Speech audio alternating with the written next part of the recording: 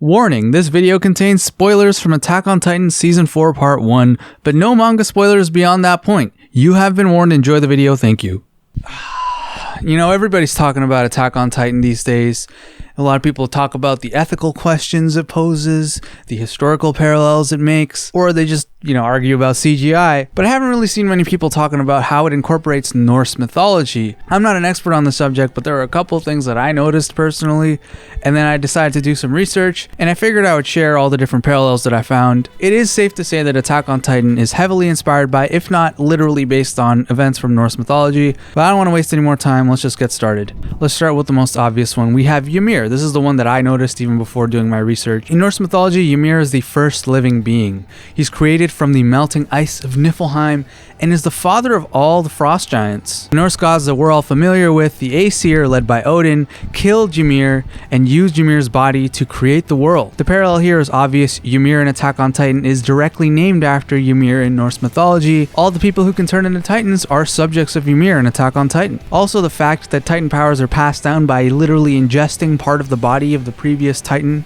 is probably inspired by how Ymir's body was literally molded into the world. Let's go back to Norse mythology for a second. In Norse mythology, the middle of the world is called Midgard. That's where we all live. Midgard is a flat disc surrounded by the ocean, and in order to protect it from the frost giants, aka the descendants of Ymir, the Asgardians erected a giant wall around Midgard made out of Ymir's eyebrows. Again, we can see a direct parallel. In Attack on Titan, Paradis is an island surrounded by the ocean. It's not circular, but the walls are perfectly circular, and they are made to protect the people inside, or so we thought, from the giants outside. And they're made out of other titans, which you could say are descendants of Ymir as well. Right, next let's talk about Yggdrasil. Yggdrasil, the world tree in Norse mythology, is a massive tree with 9 branches. In Norse mythology, there are also 9 realms, so the 9 branches of Yggdrasil act like sort of a mirror to the 9 realms, and Yggdrasil is sort of the convergence point. All 9 realms touch Yggdrasil in some way. Now, the number 9 is familiar for some. Oh, right, there's 9 titans. There are 9 titans, which is a direct reference to the 9 realms or 9 branches of Yggdrasil. And much like how Yggdrasil is the convergence point of all the realms,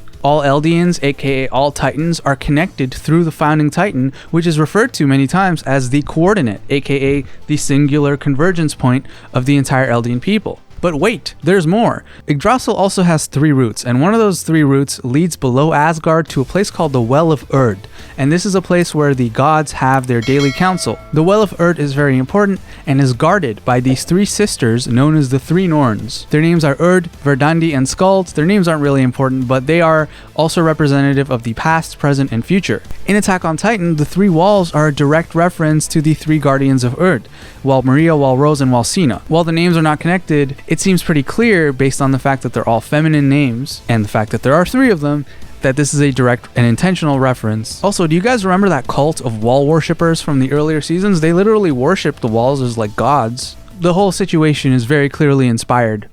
Next up, we're going to talk about Odin. Odin is the All-Father. He's the father of all human life as we know it in Norse mythology, and he is the wisest of all the gods. Odin was actually known to disguise himself and travel from place to place to see the world as people do. He once did this and traveled through the land of giants to a place called Mimir's Well, where he traded one of his eyes for a drink of the well's water, which gave him wisdom. It also gave him visions and the ability to see the future. Odin also once hung from the branches of Yggdrasil for 9 days, which gave him the nickname the Hanged One, or Hanji, or Hangi, I don't know how it's pronounced, but literally, look at the spelling. You could probably figure out where I'm going to start here. Yes, Hanji from Attack on Titan, her name is a dead giveaway. It's a reference to Odin's name, Hanji, or the Hanged One, whatever you want to say. Hanji is also one of the characters you could say is most driven by a desire for wisdom, like Odin. I don't know if she is the wisest, but she's up there. She loses an eye just like Odin does, although not in the pursuit of wisdom in her case. The other reference to Odin that I noticed at least is Eren in Season 4. Eren disguises himself and travels to another land to see it as the people there do. He even covers up one of his eyes in the process, and you could call this journey, in a certain way, a search for wisdom. One more small thing about Odin. Odin actually has a couple of ravens who travel around and bring him information. And in Attack on Titan, I've noticed this recurring theme of shots from the perspective of like birds flying through the air, which could be a reference to Odin's ravens. Okay, now we're going to talk about Baldr and Loki a little bit. This one might be a little bit of a stretch compared to the others. It's not as direct, but bear with me here. Baldr was the most beautiful and arguably the most loved of all the gods. Until he was killed by Loki. Actually, he wasn't killed by Loki, but Loki tricked Baldr's brother Hod, who was blind, into killing Baldr. I think that Eren's attack on Marley is actually influenced by this event from Norse mythology. See, Willy Tybur in Attack on Titan is portrayed as like this universally loved guy, universally respected guy, maybe not beautiful, but definitely loved, much like Baldr was. And Eren killed him, and part of Eren's plan was trickery. Trickery on Falco, deception on Falco, inadvertently turning him against his own people. There's one more thing about Baldr and Loki that Attack on Titan references. See, after Baldr dies, the remaining gods have a sort of memorial in his honor. There are 12 of them there, but Loki shows up uninvited. Loki is the 13th guest. This is also one of the origins for the number 13 being unlucky. But yeah, what a piece of shit, right? Like, he kills the guy and then shows up uninvited to his memorial, and Loki is the cursed 13th guest, you could say. Now you might be thinking, hey, wait a second, the number 13, that sounds familiar. It is familiar. Attack on Titan, Titan shifters live 13 years after inheriting their Titan. The curse of Ymir kills them after 13 years. It's all connected, man. All right, lastly, let's talk about Ragnarok. Now, Ragnarok is this apocalyptic event in Norse mythology, but it's a little different from all the other stuff that I've talked about because Ragnarok has not happened. In Norse mythology, Ragnarok is something that is believed to happen in the future, but has not actually come to pass. When Ragnarok strikes, Surtur, the fire giant, will leave his eternal slumber at Muspel and strike down the gods, lay waste to the world. Basically, he's gonna kill everybody. Also, the frost giants, they're gonna join him. Wait, who are the frost giants again? Oh yeah, the children of Ymir, they're gonna join him.